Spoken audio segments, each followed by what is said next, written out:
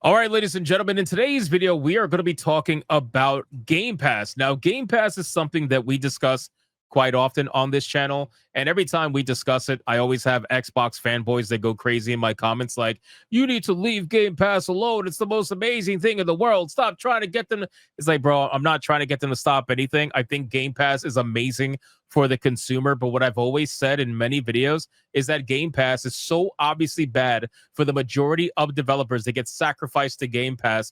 And the funny thing is that lately, over the past few months, it seems like a lot of either former or Xbox people or former Xbox people that work for new companies now, regardless, a lot of developers that worked with Game Pass in the past are now coming out and speaking out against it and talking about the same exact thing that I've been talking about, which is it's really bad for the majority of developers. Now, one particular person is Pete Hines, right? He's a former Xbox VP, and he says that Game Pass has apparently created a weird inner tension because a game's popularity can actually damage sales overall, and that the majority of game adoption on Game Pass comes at the expense of retail revenue. Now, people will always say, well, Xbox pays them to put their game on Game Pass. And I'm like, sure, that is true. But the simple truth is that it's not enough. It's never been enough. It doesn't matter unless I can understand indie developers. Maybe they're making their first game. If they're lucky enough to be put on Game Pass, they want to sacrifice their game to Game Pass and hopefully get exposure.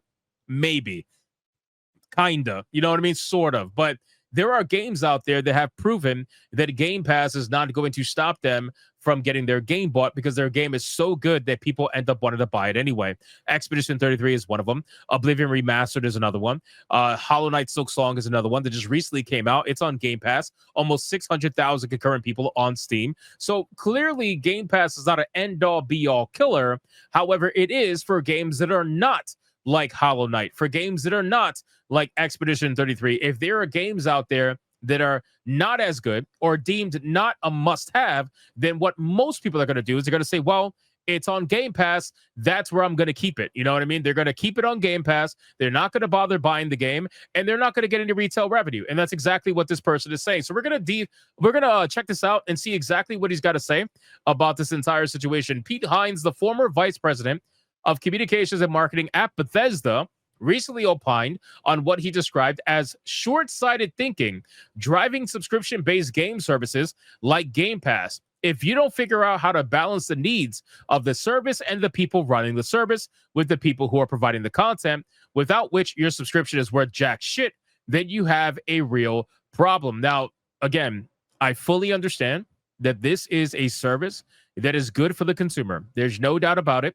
For the price they charge, the fact that they have day one AAA games, day one indie games, day one a lot of games on this platform, there's no doubt that it's a good service, okay? However, it's also not a sustainable service, in my opinion. There's just no way. I don't see how this service is going to work for video games when it has barely even worked for streaming, right? So many streaming services have millions upon millions upon millions of subscribers. We're talking about way more than these gaming services have, right? Disney Plus has 150 plus million subscribers and is still not considered profitable. How the hell is that even remotely possible is beyond me, but that's just what it is. Game Pass has less subscribers than PlayStation Plus, and PlayStation Plus doesn't even offer day one video games. So it just makes you wonder, right? And it's obviously clear because PlayStation has a bigger fan base, but regardless, it doesn't matter. The point is, developers, unfortunately, most of them are indeed sacrificing their game to Game Pass to feed the machine. The Game Pass needs as many games as possible, and the more developers they can convince to give their game on Game Pass, the happier the beast will be, but the sadder the developer will be. People are going to say, well, who cares about the developer? Well, you kind of have to, to at least a minimal extent. Otherwise, these games are never going to be made in the first place. Now, the initial investment from Microsoft, I'm sure, is nice enough to make people say, okay, we're willing to take the risk. Maybe Microsoft will give you 20% of your expected sales, whatever it may be. But the simple truth is that most of them don't reach anywhere close to where they could have been if they would have probably sold the game on its own. Now, I do see the benefit of Game Pass for indie developers that probably don't have any fan base, right? Maybe it's a brand new game They want to get their game in front of as many people as possible. That's fine. But these AAA games with $200 million budgets going to Game Pass and getting barely any retail sales because of it, unless they're really good and people decide to buy them anyway, those games are getting destroyed. Those developers are closing down. How many studios have we seen get closed down, get layoffs, all kinds of nonsense because their game just didn't do well? Their game just didn't sell. And they were Game Pass games. And everybody said, well, we'll just play it on Game Pass. It's not worth me. It's not a game worth me going out there and paying full retail price for when I could play a game like Silksong for $20. Like there's no reason for me to do it. So this has apparently now caused tension. According to him, you need to properly acknowledge, compensate, and recognize what it takes to create that content and not just make a game, but make a product, Hines said in a recent interview with Double Tap. That tension is hurting a lot of people, including the content creators themselves, because they're fitting into an ecosystem that is not properly valuing and rewarding what they're making. Tango Gameworks Hi-Fi Rush is cited as an example of this tension, which, again, I know Hi-Fi Rush was highly loved. Plenty of people loved playing Hi-Fi Rush, but the truth is that Hi-Fi Rush was more downloaded than it was bought, which is the reason why the studio got destroyed in the first place. Now, they got lucky, they got bought out, and another place owns them now, but not everybody's that lucky. The game was, by all reports, a big success, attracting 3 million players and being celebrated by Microsoft as a breakout hit. By the way, this just proves that the whole players engaged metric doesn't mean a fucking thing. This is why when they do the advertisements on X about players engaged, I don't believe a single fucking word they ever say, right? Because for me, players engaged don't mean a goddamn thing. How many people bought your game? How many people actually bought your game? How many people paid money for your game? Right? Your game being played on Game Pass doesn't mean that somebody specifically subscribed for that game on Game Pass. Most likely, they didn't subscribe. Most likely, they were already subscribed and they saw the game available and decided to download it. So you didn't gain a subscription, and that person gained a free game for free, essentially. So what are we doing here, right?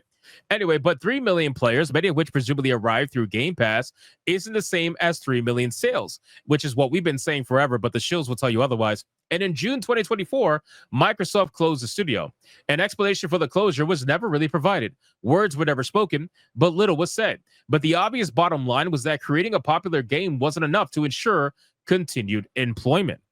In a subsequent message posted on LinkedIn, former World's Edge studio head and Xbox Game Studio Vice President Shannon Loftus acknowledged the issue, writing, "As a longtime first-party Xbox developer, I can attest that Pete is correct.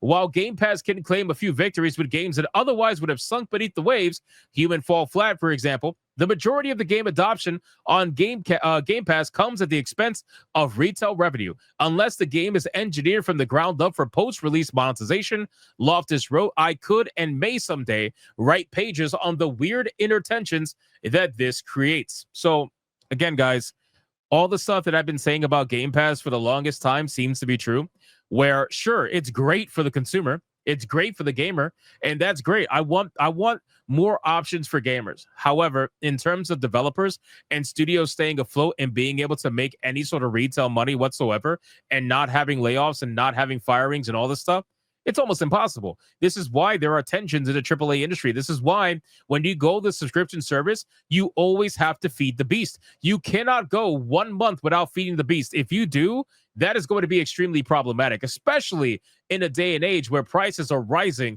on all these subscription services. If you are going to continue to do this, you have to keep feeding the beast, which means that eventually you need more and more and more. And in my opinion, it's just not sustainable. So you guys can let me know in the comments down below. What do you think about Game Pass overall? I'm sure I'm going to get a lot of Xbox people saying, "Shut up. Don't tell them." Like, guys, they already know. They already know. The developers already know. They know what the truth is, and more of them are speaking out against it. But you guys let me know in the comments down below. What do you think about this? What do you think about Game Pass overall? Do you have Game Pass? Do you utilize Game Pass? Is it useful for you? Let me know in the comments. Thank you so much for watching this video. If you enjoyed it, consider hitting that like and subscribe, and I'll see you guys on the next one.